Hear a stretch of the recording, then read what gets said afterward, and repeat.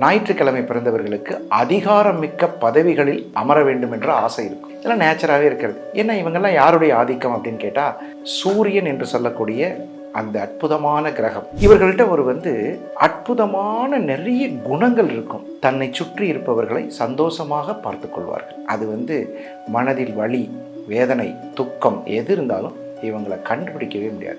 Branded things use பண்ணுறதுல இவங்க number 1. எல்லாமே பிராண்டட். ட்ரெஸ்ஸு பிராண்டடாக இருக்கும், செப்பல்ஸ் பிராண்டடாக இருக்கும். எல்லா வகையிலையும் பிராண்டு அப்படிங்கிறது சொல்லப்போனால் இவங்களே ஒரு காலத்தில் பிராண்டாக மாறுவாங்க. நான் போடுற கையெழுத்து இந்த அளவில் பிரபலமாகணும், என் கையெழுத்துக்கு 10 ப்ரொடியூசர் முன்னாடி நிற்கணும், என் கையெழுத்துக்கு 10 டைரக்டர்ஸ் காத்திருக்கணும் அப்படிங்கிற அந்த எண்ணத்தோடு வாழக்கூடியவர்கள். இதில் பெரும்பாலும்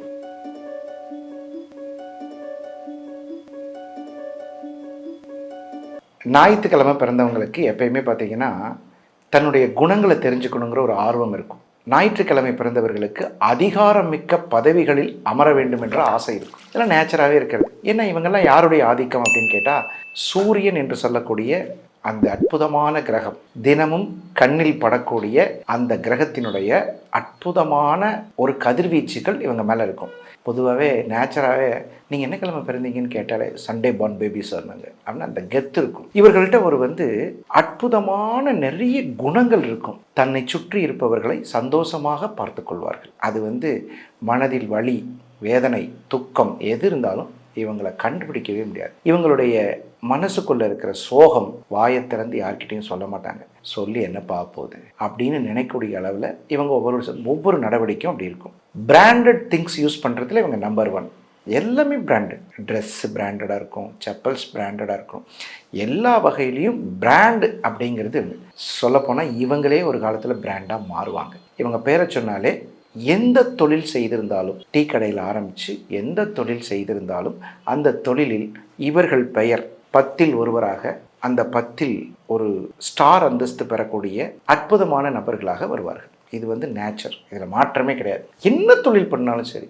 பெரும்பாலும் மாணவர்களாக இருக்கும்போது ரெப்ரசன்டேட்டிவாக இருக்கிறது, அப்புறம் லீடர்ஸாக இருக்கிறது, எஸ்பிஎல்லாக இருக்கிறது, ஸ்கூல் பீப்புள் லீடர், இந்த மாதிரிலாம் இருப்பாங்க. பெரும்பாலும் அரசு அதிகாரிகளாக பணிபுரிவதற்கு இவங்களுக்கு ரொம்ப பிடிக்கும். நம்ம வீட்டு முன்னாடி ஒரு கவர்மெண்ட் கார் நிற்கணுங்க, அந்த காரில் நம்ம ஏறி போகணுங்க அப்படின்னு சொல்லக்கூடிய அளவில் இவங்களுடைய தோரணைகள் இருக்கும். பெரும்பாலும் இவர்கள் பயண விரும்பிகளாக இருப்பாங்க. ட்ராவலர்ஸ், அதாவது ட்ராவல் லவ்வர்ஸ் அப்படின்னு சொல்லக்கூடிய அளவில் இவங்களுக்கு பயணம் ரொம்ப பிடிக்கும். அதிலும் ஜன்னலோரமாக உட்காந்துட்டு போகிறது ரொம்ப பிடிக்கும். அது ட்ரெயின், பஸ்ஸு, ஃப்ளைட்டு எதுவாக இருந்தாலும் பயணத்தில் ஜன்னலோர சீட்டில் உட்காந்து ஒரு கனவு காண்றது ஒரு ஆசைக்கு பிடிச்ச விஷயமா ரொம்ப இருக்குது. இது உங்களுடைய குணங்கள்.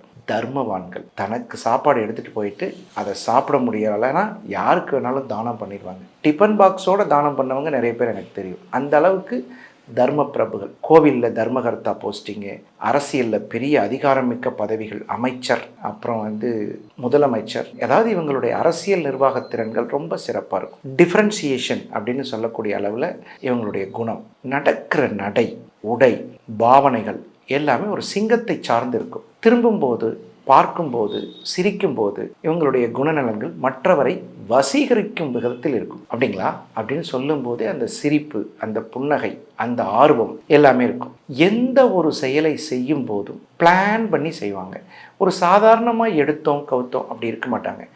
டெப்த் அப்படிங்கிற விஷயத்தை பார்ப்பாங்க. ஒரு வீடு வாங்கணுமா, அதுக்கு ஒரு 50 வருஷத்துக்கான ஈசி போட்டு தான் வாங்குவாங்க. ஒரு கேமரா வாங்கணுமா, அதோட குவாலிட்டிஸ் எல்லாம் பார்ப்பாங்க. ஒரு ப்ளே கிரவுண்டுக்கு போகிறோமா, அந்த ப்ளே கிரவுண்டில் எப்படியெல்லாம் இதுக்கு முன்னாடி ஹிஸ்ட்ரி இருந்திருக்கு, அந்த என்ன சொல்லுவாங்க, ஹோம்ஒர்க்குன்னு சொல்லுவாங்க. அந்த மாதிரி இவங்க ஹோம்ஒர்க் பண்ணாமல் எந்த வேலையும் செய்ய மாட்டாங்க. குறிப்பாக ஒரு வண்டி வாங்குறதுனா அவங்கள சுற்றி இருக்கிற எல்லார்கிட்டையும் கேட்பாங்க, இந்த வண்டி நல்லதா, அந்த வண்டி நல்லதா, அந்த வண்டி. ஆனால் முடிவெடுக்கும் தன்மை இவர்கள் மட்டுமே முடிவெடுப்பார்கள். இவர்களுடைய எழுத்து, கையெழுத்து இதெல்லாம் பார்த்தீங்கன்னா ரொம்ப குவாலிட்டியாக இருக்கும். இவர்கள் தன் மீது தன்னுடைய கையெழுத்திற்கு ஒரு பவர் கொண்டு வரணும் அப்படிங்கிற எனர்ஜி மிக்கவர்கள். நான் போடுற கையெழுத்து இந்த அளவில் பிரபலமாகணும், என் கையெழுத்துக்கு 10 ப்ரொடியூசர் முன்னாடி நிற்கணும், என் கையெழுத்துக்கு 10 டைரக்டர்ஸ் காத்திருக்கணும் அப்படிங்கிற அந்த எண்ணத்தோடு வாழக்கூடியவர்கள். இதில் பெரும்பாலும் ஆடிட்டர்ஸ், காவல்துறையில் மிகப்பெரிய அதிகாரிகள் இவங்கெல்லாம் வர்றதுக்கு வாய்ப்பு இருக்குது. சரி, இப்போ என்ன பார்த்தோம்னா குணங்கள் பார்த்தோம், அவர்களுடைய தொழில் சம்பந்தமாக பார்த்தோம். இவர்களுக்கு பெரும்பாலும் கண் சம்பந்தப்பட்ட, வயிறு சம்பந்தமான கொஞ்சம் உடல் குறைபாடுகள். அதாவது என்னன்னு கேட்டிங்கன்னா, சாப்பாடு டயத்துக்கு சாப்பிட மாட்டாங்க, அதனால் மோர் சம்பந்தப்பட்ட உணவு, உடம்பை குளிர்ச்சிப்படுத்தக்கூடிய விஷயங்களில் கொஞ்சம் கவனமாக இருக்கணும். அப்புறம் பெரும்பாலும் அலர்ஜி, டஸ்ட் அலர்ஜி, அப்புறம் கண் சம்பந்தப்பட்ட சில தொந்தரவுகள், அது வயதுக்கேற்ற மாதிரி இருக்கும்.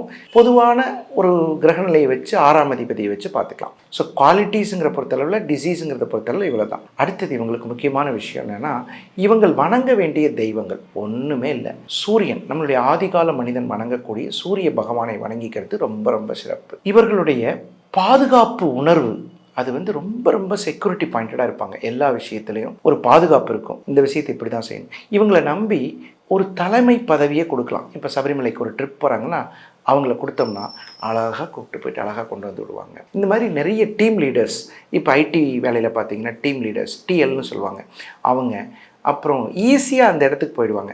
நான் 3 இயர்ஸ் 4 இயர்ஸ்லேயே அந்த தலைமை பதவிக்கு வந்துட்டேன். ஸ்கூலில் பார்த்தீங்கன்னா நான் 2nd கிரேட் டீச்சராக இருந்தேன், திடீர்னு ஹெச்எம் ஆகிட்டேன், ஏஹெச்எம் ஆகிட்டேன். ஒரு நிர்வாகத்திறன் அப்படிங்கிறது இவங்களுக்கு இயற்கையாகவே இருக்கும். அப்புறம் பார்த்திங்கன்னா எளிமையாக மற்றவர்களுடன் பழகும் தன்மை படைத்தவர்கள். ரெஃபரன்ஸ் டு எவ்ரி ஒன், அதாவது யார்கிட்டையும் பழகினாலும் ரொம்ப ஈஸியாக பழக்க வழக்கத்தோடு சேர்ந்து ஒரு குணமுள்ள குணவான்களாக இருப்பாங்க. தயால குணம் படைத்தவர்கள். சேமிப்பு இவர்களுக்கு இல்லாத ஒரு பழக்கம். விட பார்த்துக்கலாம், நாளைக்கு நடக்கிறது ஆண்டவன் கையில், இப்படிங்கிற இந்த டயலாக் இவங்களுக்கு எப்பயுமே வரும். ஆனால் சேமிப்பை பழக்கப்படுத்தி கொள்வது ஒரு நியாயமான பழக்கம் இவர்களுக்கு. பெரும்பாலும் பொருள்களை கவனித்து பார்த்து கொள்வது சிறப்பு. அசால்ட்டாக ஹேண்டில் பண்ணுவாங்க. செல்ஃபோன் எடுக்கிறதா இருக்கட்டும், கண்ணாடி கிளாஸை கலட்டுறதா இருக்கட்டும், எல்லா விஷயத்துலையும் ரொம்ப கவனமாக இருப்பாங்க.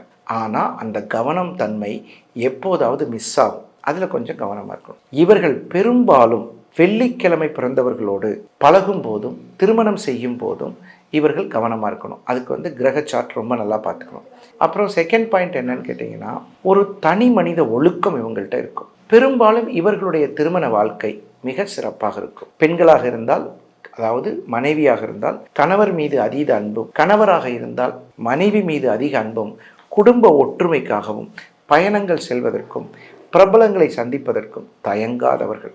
இவர்களுக்கு குறைந்தபட்சம் பெரும்பாலும் மிகப்பெரிய பிரபலங்கள் இவர்களுக்கு பக்கபலமாகவும் பாதுகாப்பாகவும் நட்பாகவும் இருப்பார்கள். பொதுவாகவே பார்த்தீங்கன்னா இவங்களுக்கு ஒரு நல்ல கர்டசியான குவாலிட்டிஸ் இருக்கும். ஸோ என்னை பொறுத்தளவில் இந்த ஞாயிற்றுக்கிழமை பிறந்தவங்க ஜெயிக்க பிறந்தவர்கள், முதலாளித்துவத்தை கொண்டவர்கள், சொந்தமாக தொழில் செய்யக்கூடியவர்கள். இவர்கள் மாபெரும் வெற்றியை அடைவதற்கு தினமும் சூரிய நமஸ்காரம், யோகாசனம், இந்த பயிற்சிகளை மேற்கொண்டாலே போதும். முடிஞ்சா ஒரு முறை சூரியனார் கோயில் அல்லது சூரியனுக்கு உகந்த கோவில்கள், சூரிய நாராயணன், சிவன் கோயில், இதுக்கெல்லாம் போகிறது ரொம்ப நல்லது. இவர்கள் மேலும் வாழ்க்கையில் வளர்ச்சி அடைவதற்கு ஞாயிற்றுக்கிழமை வரக்கூடிய பிரதோஷத்தில் சிவபெருமானை வழிபட்டால் மாபெரும் வளர்ச்சி அடைவார்கள் என்ற நல்ல தகவலோடு உங்களிடமிருந்து விடைபெறுவது உங்கள் நல்ல நேரம் நாகராஜ், நங்கநல்லூர். நன்றி, வணக்கம். இந்த வீடியோ உங்களுக்கு பிடிச்சிருந்தா லைக் பண்ணுங்க, ஷேர் பண்ணுங்க, கமெண்ட் பண்ணுங்க. மறக்காம பெல் பட்டனை கிளிக் பண்ணிட்டு பக்தி கஃபே தமிழ் சேனலை சப்ஸ்கிரைப் பண்ணிடுங்க.